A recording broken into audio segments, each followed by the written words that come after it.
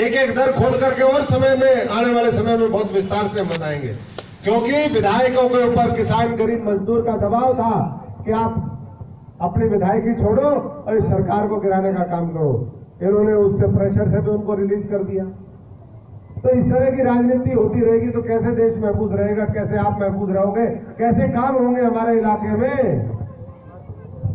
यही सोच करके इन महापुरुषों की सोच पर, जिन्होंने इस देश को आजादी दिलवाई, इस देश का निर्माण किया, जाति धर्म क्षेत्रवाद की भावना से ऊपर उठ करके जो लड़ाई लड़ी, हम भी उसको उन सपनों के साथ, उस सोच के साथ अपने आप को जोड़ करके इस लड़ाई को आगे बढ़ाना चाहते हैं।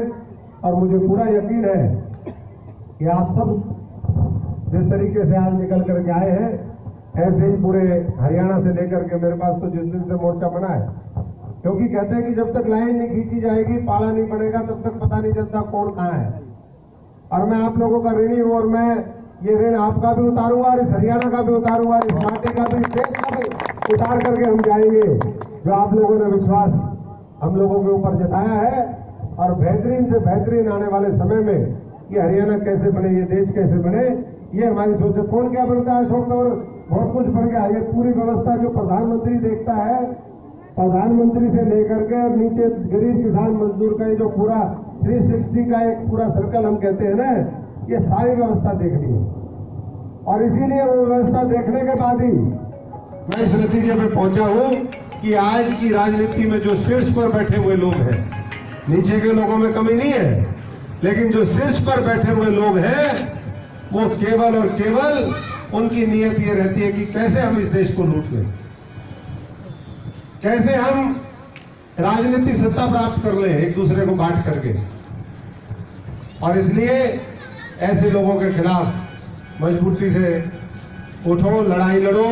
और नौजवानों से, आज बहुत बड़ी संख्या में नौजवान यहाँ पर आए हैं, मैं उन लोगों से भी कहना चाहूंगा कि अपने जहां भी आप पढ़ते हैं, कॉलेज में, यूनिवर्सिटी में, जहां भी आप काम करते हैं, वहां जहां आप बेरोजगार है, तो उसका एक संगठन चलाइए और इन चीजों को हाईलाइट करिए जो आज ज्वलंत मुद्दे हैं। ये नहीं कि निराशावादी होकर के अपने घर में बैठ जाओ और केवल ये व्हाट्सएप यूनिवर्सिटी पे देखते रहो, क्योंकि ये भी बहुत बड़ा दुष्प्रचार है। इसमें जो सच्चाई है वो कम दिखती है और झूठ ज्यादा दिखती है। अभी सोनीपत के अंदर ये यूनिवर्सिटी है, अशोका यूनिवर्सिटी, आप पढ़ रहे होंगे, 3-4 दिन से डिबेट चल रहा है। जो वहां पर प्रोफेसर थे प्रताप भानु मेहता, उनको रिजाइन इसलिए करना पड़ा कि यूनिवर्सिटी के जो संस्थापक है, क्योंकि प्राइवेट यूनिवर्सिटी है, उन्होंने कहा जी आप जो है इसी तरीके से बोलते रहे तो हमारे को खतरा हो जाएगा, हमें जमीन नहीं मिलेगी, ये सरकार जमीन नहीं देगी, हमें जो 4 साल का कोर्स है उसकी मान्यता नहीं मिलेगी। तो बोले इसलिए बोलना बंद करो, आप रिजाइन करो। उनके कारण और भी कई लोगों ने छोड़ दी। तो आज बोलने की स्वतंत्रता खतरे में है। जब आप बोल ही नहीं पाएंगे, हमारे तो रिटायर्ड IAS यहाँ पर बैठे हैं, दिलबाग सिंह जी, वो जानते हैं सरकारें कैसी चलती है, लेकिन कभी ऐसी सरकार नहीं रही जैसी इस बार सरकार है।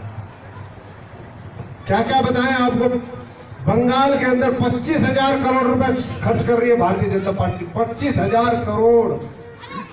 अब ये 25,000 करोड़ इनको कहां से दिए, किसने दिए भाई? यही लूट मचाई इन्होंने, और वही लूट का पैसा जो है बंगाल में चल रहा है, लेकिन उसके बावजूद भी हारेंगे। देखो कमाल की बात, ये लोकतंत्र की ताकत है, ये लोकतंत्र की ताकत है। उसी ताकत को हमें और आपको समझना पड़ेगा, और उसी के साथ मिलकर के अपने सपनों का भारत बनाने के लिए ये मोर्चा आप लोगों ने बनाया है।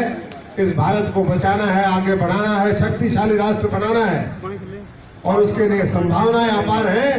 केवल नीयत ठीक होनी चाहिए, जज्बा होना चाहिए, और वो जज्बा और नीयत लेकर के हम आपके इस अदालत में, आपके इस दरबार में, आपके सामने इस तरीके से उपस्थित हुए हैं। और सब साथी इस मोर्चे में पूरा सहयोग करें, जगह जगह आने वाले समय में पूरे भी, क्योंकि फरीदाबाद में आप यहाँ पर बैठे हैं, लेकिन फरीदाबाद यहाँ पूरा भारत बसता है इस फरीदाबाद के अंदर।